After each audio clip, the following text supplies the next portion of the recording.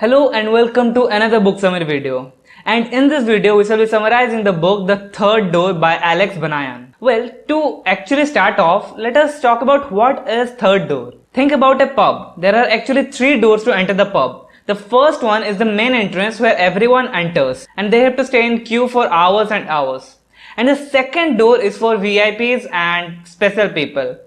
And they can enter anytime they want, and for that you have to be really special. But there always exists a third door that is not taken by everyone, and that is to enter the pub by breaking the window or by entering the pub through the kitchen alley. There are many unconventional ways to launch your career, and that is what Alex Banayan teaches us. The book illustrates his journey to achieve a vision that he wanted, that is to learn from individuals far much greater than him, like Warren Buffett, Steven Spielberg, and Jessica Alba. He wanted to create an university where people can learn from the best of the best. And that was his story. And we are going to learn 5 lessons from this book that will help you launch your career through the third door. Lesson number 1. Always ask. Don't be afraid to reach out and ask people for help. Plus, they may be more willing to help.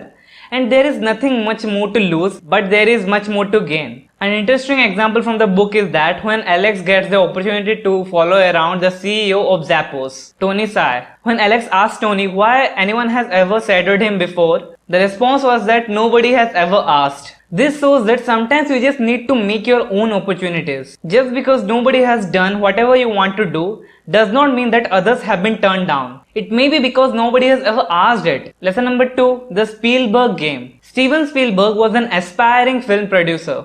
So he decided to take a tour around the Universal Studios in a bus. But before the tour ended, he ran off and spent the day walking the Universal lot by himself. He eventually bumped into Chuck Silvers, who worked at the Universal TV, and managed to get a 3-day pass of Universal. From then on, he used this opportunity to showcase his talent and passion in filmmaking, which eventually secured his future in filmmaking. The key here is to take a different path to networking. Find creative paths to enter the industry you always wanted to work in. Lesson number 3. Have a mission. Successful people actually get a lot of requests every day. And if they were to actually fulfill all the requests from all then they wouldn't have time to do their most important work. While reading the book, a thing that ticked with me was whenever Alex shared his story, his mission, his purpose behind taking interviews of successful people in their fields, people were more inclined to help him. Because the truth is, whenever we have a genuine mission in our life, it will push us to move past all the boundaries, and it will also motivate others to see the potential in us and the talents in us. That's why it is so essential to have a mission in your life. Lesson number 4. Be okay with hearing no. We are, as a society, are really intolerant to the word no. Like we are always afraid of hearing the word no, right? We are so afraid that we will never even approach a person for the fear of hearing no from them. And this fear originates from the fear of being labeled as weird by someone else.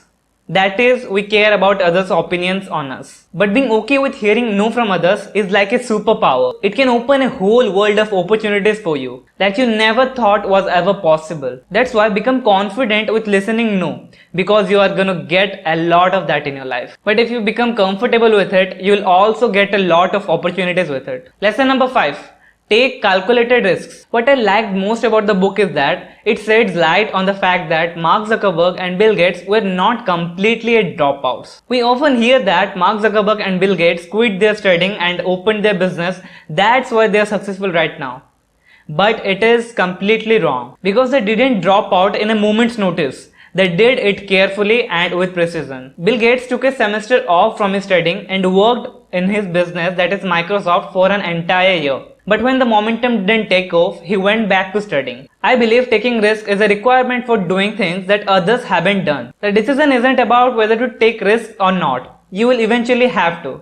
But the question is, when is the right time to take the risk? That's why avoid making impulsive decisions without fully knowing the consequences of your choices. Always try to keep open as many doors as possible. That's it for today. And if you like this video, please give it a thumbs up, and if you haven't subscribed to us, please subscribe to us. So see you in another video, and until then, have a great day and stay safe.